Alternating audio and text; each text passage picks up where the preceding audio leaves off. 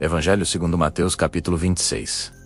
E aconteceu que, quando Jesus concluiu todos estes discursos, disse aos seus discípulos: Bem sabeis que daqui a 2 dias é a Páscoa, e o Filho do Homem será entregue para ser crucificado. Então os principais dos sacerdotes, e os escribas, e os anciãos do povo, se reuniram no palácio do sumo sacerdote, que se chamava Caifás, e consultaram-se mutuamente para prenderem Jesus, com dolo, e o matarem. Mas diziam: não durante a festa, para que não haja alvoroço entre o povo. Estando Jesus em Betânia, em casa de Simão, o leproso, aproximou-se dele uma mulher com um vaso de alabastro, cheio de um precioso unguento, e derramou-lhe-o sobre a cabeça, estando ele assentado à mesa. E os seus discípulos, vendo isto, indignaram-se, dizendo: para que este desperdício? Pois este unguento podia vender-se por grande preço e dar-se aos pobres. Jesus, porém, conhecendo isto, disse-lhes: por que afliges esta mulher?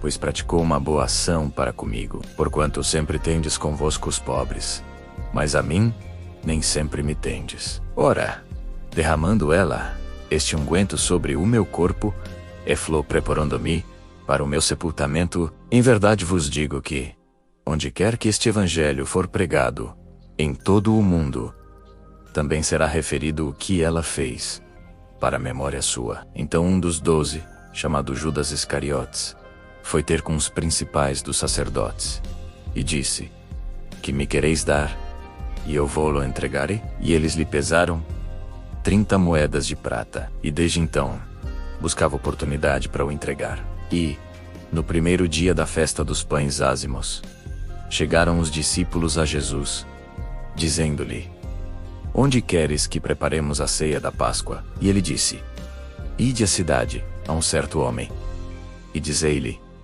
o mestre diz, o meu tempo está próximo, em tua casa celebrarei a Páscoa com os meus discípulos. E os discípulos fizeram como Jesus lhes ordenara, e prepararam a Páscoa. E, chegada a tarde, assentou-se à mesa, com os 12. E enquanto comiam, disse: em verdade vos digo, que um de vós me há de trair. E eles, entristecendo-se muito, começaram cada um a dizer-lhe: porventura sou eu, Senhor? E ele, respondendo, disse: o que mete comigo a mão no prato, esse me há de trair. O Filho do Homem vai, como acerca dele está escrito, mas ai daquele homem por quem o Filho do Homem é traído. Bom seria para esse homem não haver nascido. E Judas, que o traía, respondendo disse: porventura sou eu, Rabi?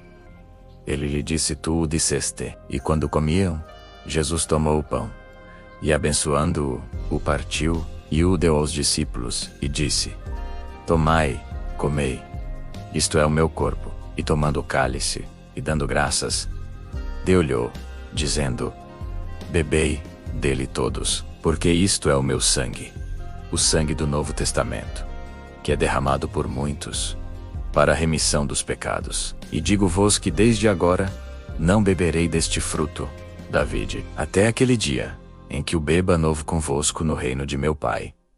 E, tendo cantado o hino, saíram para o Monte das Oliveiras. Então Jesus lhes disse: todos vós, esta noite vos escandalizareis em mim, porque está escrito: ferirei o pastor, e as ovelhas do rebanho se dispersarão. Mas depois de eu ressuscitar, irei adiante de vós para a Galileia. Pedro, porém, respondendo, diz-lhe: ainda que todos se escandalizem em ti, eu nunca me escandalizarei. Disse-lhe Jesus: em verdade te digo que, nesta mesma noite, antes que o galo cante, 3 vezes me negarás. Disse-lhe Pedro: ainda que me seja necessário morrer contigo, não te negarei. E todos os discípulos disseram o mesmo. Então chegou Jesus com eles a um lugar chamado Getsêmani, e disse aos discípulos: assentai-vos aqui, enquanto vou além orar. E levando consigo Pedro e os 2 filhos de Zebedeu,